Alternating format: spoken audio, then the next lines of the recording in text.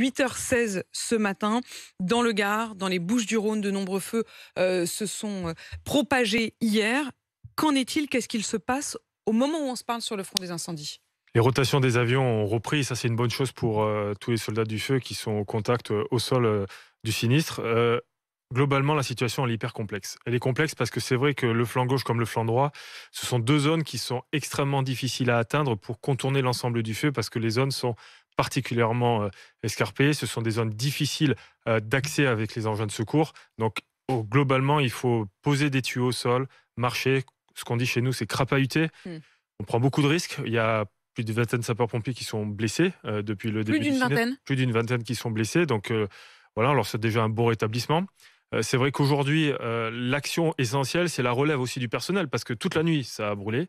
Il y a eu 2 départs de feu très tôt dans la matinée, toujours dans le Gard, ce qui a permis à un moment donné... De nouveau ce matin. Ouais, ce qui a obligé à un moment donné de redéployer tout un dispositif, parce qu'aujourd'hui, les sapeurs-pompiers qui sont dans les véhicules sont les mêmes qui font les gardes opérationnelles du quotidien pour répondre aux actions des ambulances, pour répondre aux demandes de secours du quotidien.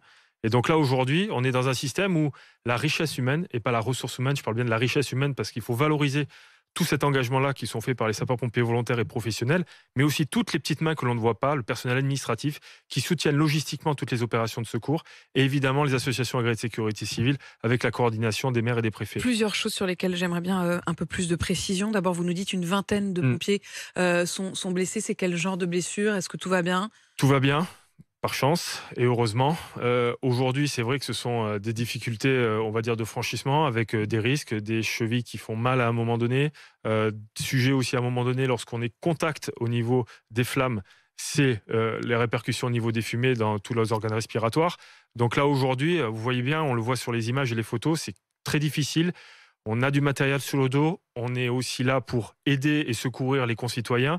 Donc globalement, il y a beaucoup de paramètres à prendre en compte, ce qui rend beaucoup plus délicat la tâche. Éric Brocardi, des blessés parmi les pompiers, est-ce qu'il y a des blessés parmi les habitants? On sait qu'il y a un certain nombre d'habitations qui ont dû être évacuées. Quel est le point là-dessus? C'est très important de le préciser, cela, et vous faites bien, parce qu'on ne comprend plus trop s'il faut évacuer, rester à la maison. On n'évacue que sur ordre. C'est simple, ce sont dès lors que les flammes... Ça, vous le dites vraiment à ceux qui nous écoutent, Exactement. qui parfois se trouvent près des feux. Ils ne partent pas s'ils n'ont pas d'ordre, en fait. Exactement. Seules les forces de secours, seules les forces de police vont donner l'ordre d'évacuer. Il ne faut pas évacuer spontanément. L'endroit le plus sûr, ça reste la maison.